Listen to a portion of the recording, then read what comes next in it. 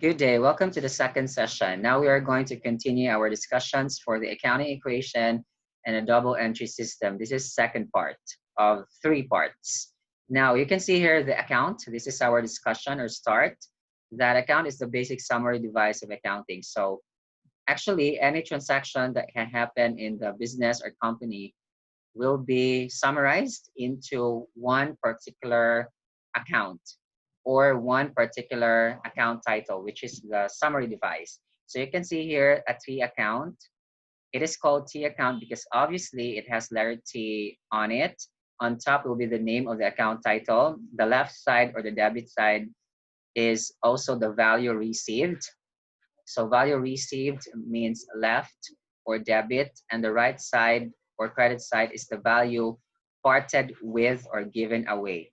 So basically, these are the sides of the T account containing the account title on the top and the different sides. So the different sides actually would constitute upon the concept that for every value received, which is debit or left, there is always a value parted with or right or credit side. So this is the point of this particular account title. So by having this particular T account, we would be able to place all transactions that belong to this particular account title.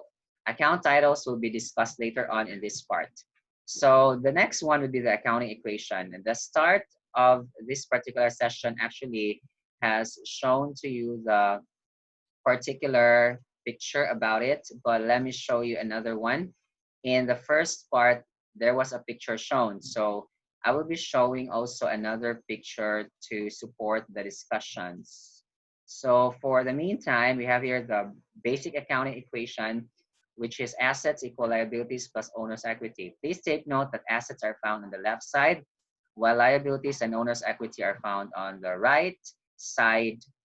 Left, assets, debit or value received. The right or credit, we have liabilities and owner's equity, values parted with. Take note that the two sides must always be equal. So there is no situation that they wouldn't be equal. That is our assumption of the basic accounting equation or model. We have here a logic. The logic of debiting and crediting is related to the accounting equation. Transactions may require additions to both sides, left and right, subtractions from both sides, left and right sides, or combinations. So basically, there would be pluses or minuses on one side or both sides or the other side, so meaning the debit and credit respectively. But overall, equality would be maintained so that in this case, this is like, of course, this leveled or not leveled. It's because this is like a captured PDF. So that's why we can just say that it seems that the equation is toppled over, but of course, it's level because they are equal at all times. If assets would be 100, so the sum of liabilities and owner's equity should be 100 also. So that's the important point to think about or consider in this particular case. Okay, so let's have the picture. Hopefully it is available. Okay, here it is. So again, we have the accounting equation that is shown assets, economic resources owned by business, liabilities, the financial obligations or debts. Capital would be the residual interest. So assets are found on the debit side, liabilities and owner's equity on the credit side. Debit actually, guys, comes from the Latin word debere or deber perhaps, while credit comes from the Latin word credere or creder. Debere, which means left, credere, which means right. So that's why for acronyms or abbreviations, we would be seeing debit as DR dot. It's not doctor, but DR dot. And credit or CR dot because they came from Latin words. So those are the abbreviations. Then the basic accounting equation also shows us the duality, meaning for every transaction, there is always a debit and a credit, the left and the right, the value received and the value parted with. That's the point of this one. There are two sides always. Each transaction should affect at least two accounts. Another one is that we have to know the rules of debit and credit, in which I explained exhaustively in the previous sessions. However, allow me to revisit. So remember, these are the summarized versions as well as this particular table here. But let me just mention though that by looking at this normal balance, can I just go to the picture again? Take note, assets are found on the left side, while liabilities and capital are found on the credit side or debit side for assets, credit side for the liabilities and capital, debit, which means left, credit, which means right. Okay, so assets which are found on the debit side, that is actually the normal balance of it. If we say normal balance, it means the side in which a particular account increases. So assets would increase on the debit side, while liabilities and capital, they would be increasing on the credit side or the right side. So that's why this is the concept for the normal balances of the three accounts. And the remaining will be the income and expenses then, because we are already given the basic accounting equation. That's why my suggestion for students is that if they forget the normal balances of the accounts, think of the basic accounting equation. You are already given the three. The rest would be for the others. So we now have here the normal balances of account summary. Indeed, assets are on the debit side, so normal balance. Liabilities and owner's equity or capital credit. So we are just having the two for performance. Withdrawals is part of capital. Now, let me begin with income. Income, remember, is an increase of the inflows or gross inflows of economic benefits. Therefore, this would increase the equity or this would increase the capitalization of the company. And that's why it should have the same side as the capital. Expenses, on the other hand, is the opposite of income. It's the gross outflow of economic benefits. Therefore, it should have an opposite normal balance of income. That's why it is here on the debit side or left. Withdrawals also would be opposite of owner's capital. Capital means the residual interest and it would increase with the investment. When we place money to the business, that would increase the capitalization of the business. That's why it should also have a normal balance of credit. But withdrawals are the opposite, divestments or getting back of the capitalization of the business. And that's why it should have a normal balances or normal balance of debit. So we can notice here that out of the 6 account titles, including withdrawal, there are 3 accounts that would increase on the debit side, and these are assets, withdrawals, and expenses. And there are also 3 accounts that would increase on the credit side, and these are liabilities, owner's capital or equity or net assets or net worth, those are the terms, and also income. So we can just then say simply that these particular accounts would be easier to remember then, right? So there are 3 on one side, debit, that would increase, and 3 on the credit side that would increase. And what about the opposite sides? For example, assets, credit side, meaning these would be the opposite sides, which are the decrease side. So no more or normal balance is actually a term that is used for the increase sides, but so far, I don't know if you will laugh with this, there's no such word yet as abnormal balance. Instead, we will just be using the decrease side, okay?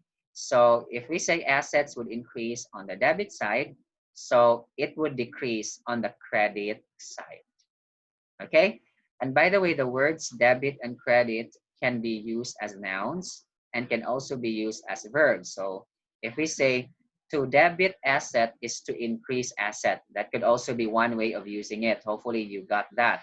While liabilities, to credit liabilities is to increase liabilities. And the opposite is true also. For assets, to credit assets is to decrease assets. For liabilities, to debit liabilities is to decrease liabilities. So these are the normal balances of the accounts. Can we go back here for these particular T accounts? So example, assets, normal balance debit, and then credit would decrease. So we can see here the summary. But I love this summary even more, and I usually use this for the discussions because it's so easy to relate to students. And can we see again the picture here, right? So these are the normal balances of assets debit, liabilities, and capital would be credit. Okay, so these are the discussions now. Next, for accounting events and transactions. Remember, we said that we will only record accounting events that are accountable, which would have impact to both debit and credit, the accounting elements from assets down to expenses, including drawing now. So we now have from 5, 6 of them. Okay, next. A transaction is a particular kind of event that involves the transfer of something of value between two entities. So one receives, the other gives away.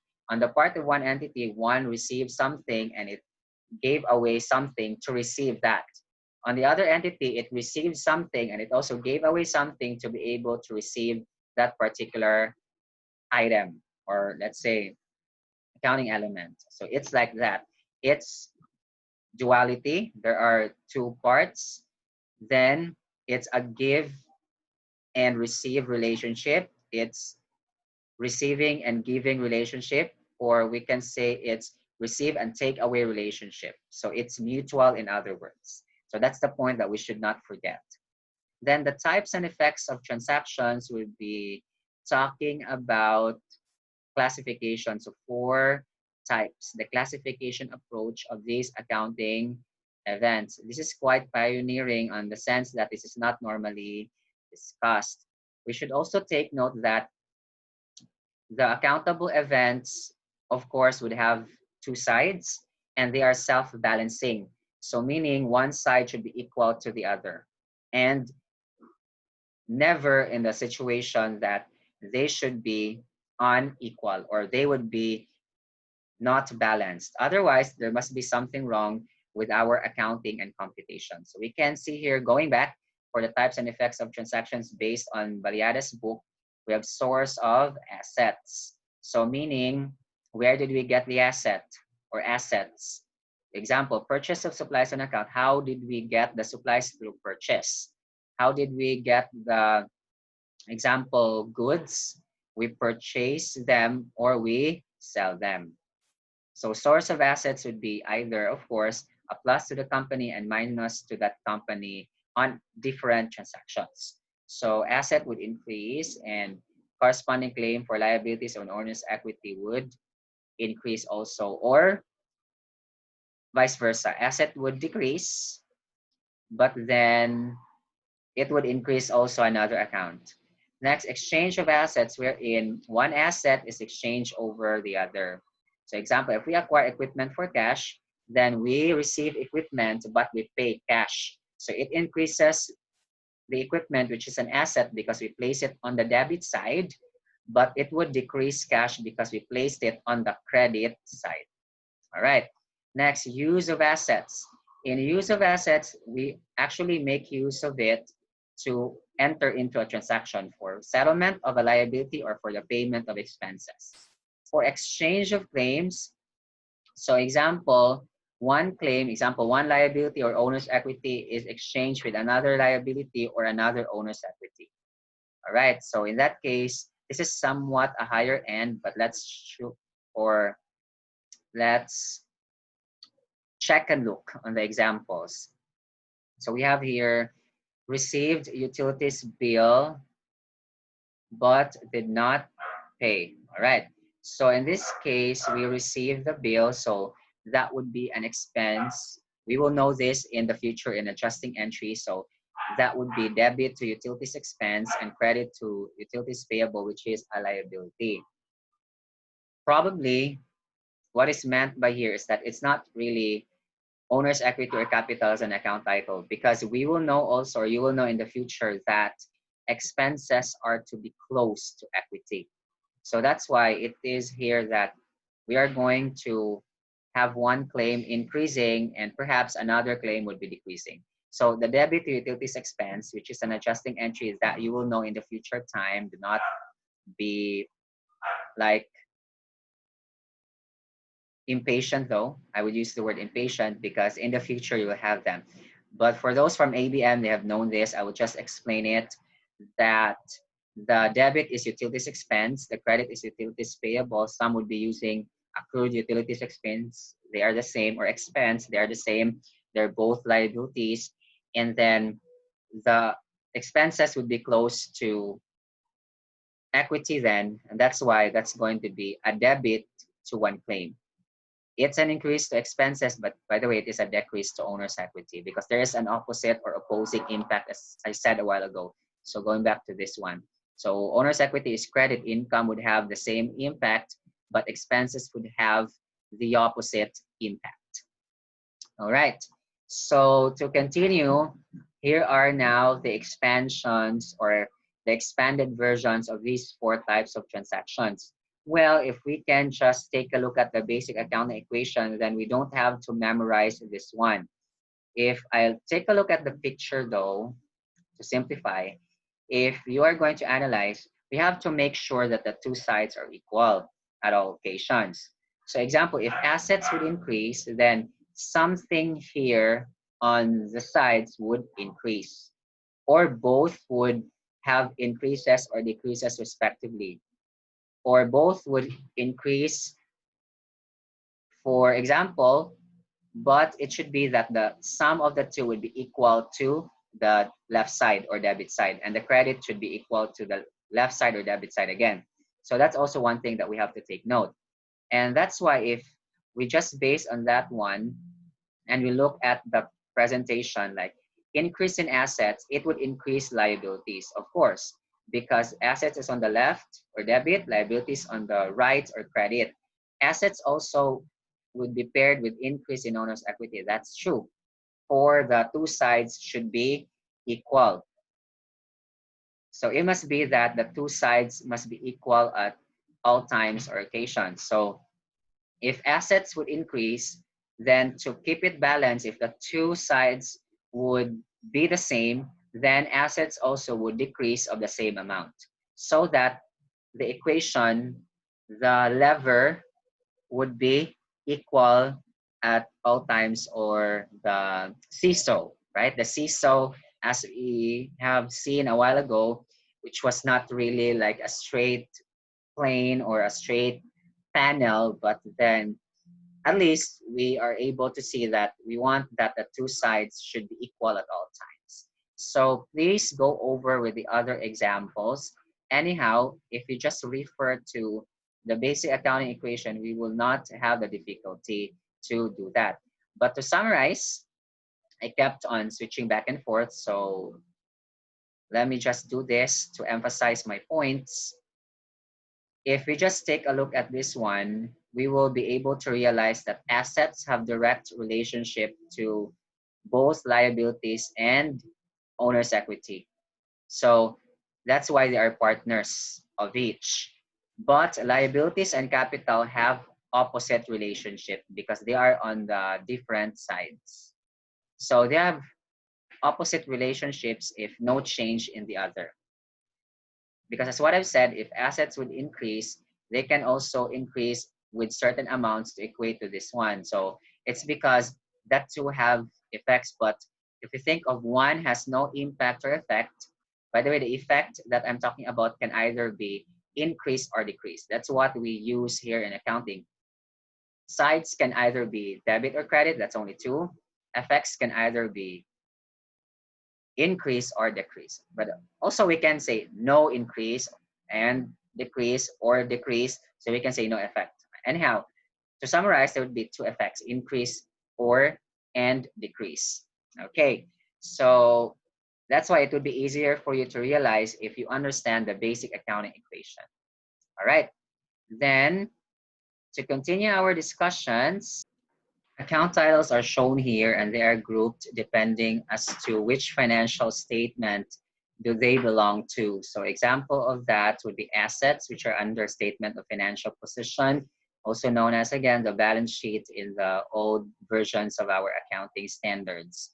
So assets are resources owned by the business, and we can classify them into current and non-current. To classify as current under Philippine Accounting Standard number 1, this is basically when a certain asset can be used or consumed or settled or realized. If we say realized, it can be sold, and it is intended to be sold if not actually sold, or consumed or intended to be consumed if not yet. They are also used for the business within 1 year or less. Because if we say current, it means short term, that is 1 year or less after the reporting period. So example, if our reporting period is 1 year, which is actually the minimum, we can have it also less than 1 year, but 1 year would be the frame of reference normally. So we count from there at least 1 year. So whatever is expected to be used from 1 year, that's going to be, or settled or consumed, expected or realized, then that's going to be current. If it extends or go beyond to 1 year, then that's going to be short term,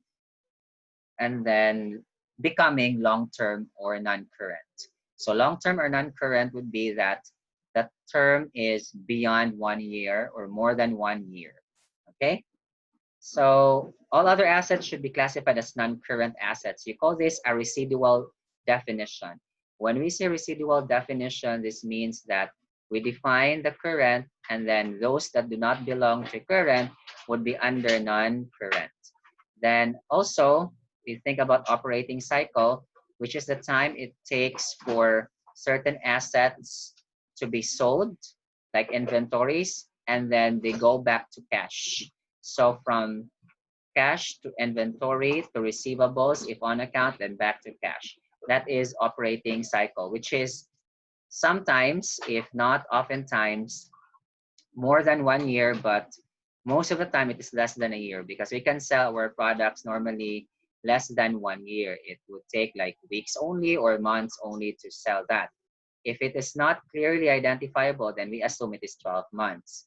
And of course, we prepare financial statements, whichever is longer between the operating cycle and the date of financial reporting, which is 12 months. Okay, so we have here the example of current assets. So we don't have to really memorize them. What we can do is that we are going to understand each and every account title that there is.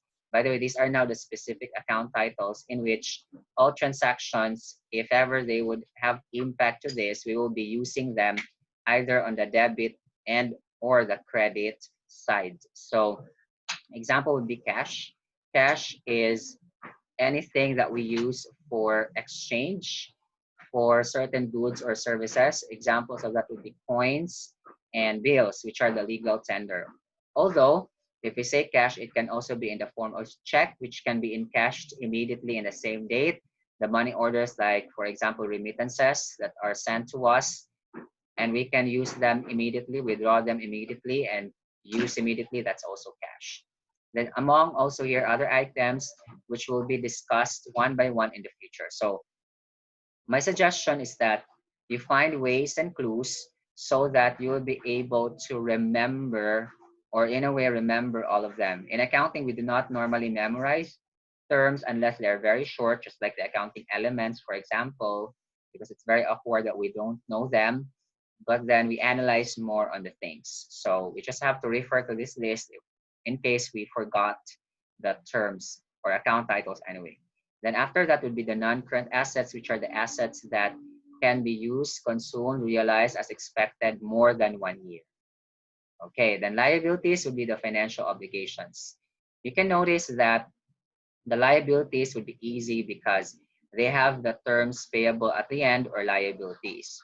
For the revenues, which are normally earned, there's the word unearned. Then the debt, there's current portion of long-term debt. Debt is silent B. That's also another term for financial obligation. Non-current liabilities also would have the term liable, or liable, which would connote payable or a liability, financial obligation or debt to certain creditors.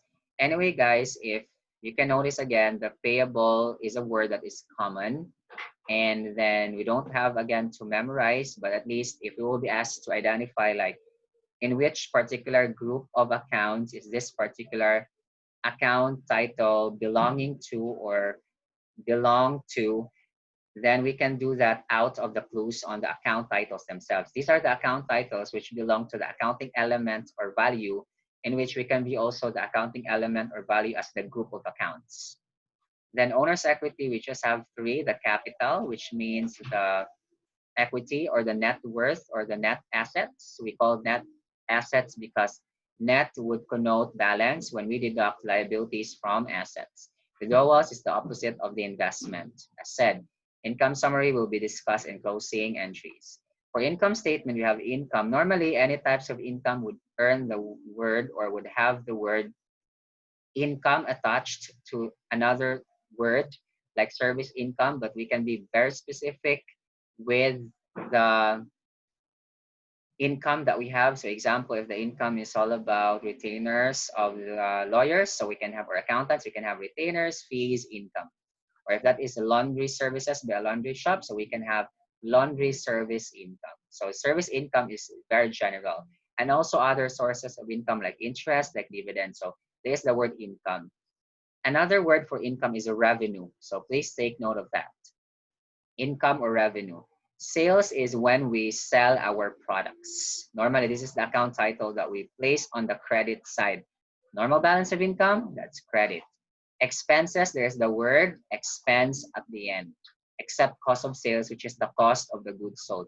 Now, you can notice that there's an emphasis on the income account with the service because for this particular course, Accounting 111, we are going to tackle only the accounting procedures for a service concerned business in which we sell services or provide services to our clients or customers or consumers. Then to end, expenses normally have the word expense at the end. You can just notice that. So to be able to identify or differentiate, let me summarize this one. Assets are resources owned by the business. The account titles could be varying. So normally we can't memorize them at this level at first year. But if we take a look at liabilities, there's the word payable. For income, there's the word income. I skipped intentionally equity, by the way. Expenses, there's the word expense. So we now have three: liabilities, payable, income, the word income or revenue. Then expenses, the word expense, with few exceptions, of course, for the three. Then for withdrawal, it's clear there under capital. Capital is, okay, there's only one, meaning all other else resources owned by the business would be assets. So that is my suggestion as to how you can remember all the account titles and so that such would be easier for you. Now, because this is somehow an overview of the chapter, I may not be able to discuss the different account titles respectively, and they might be discussed later on as we discuss the other parts. And I may issue a separate video that really discusses like the components of each account, which are discussed exhaustively. But for now, for the second part, that's it. So I'll see you in the next session. Bye, guys.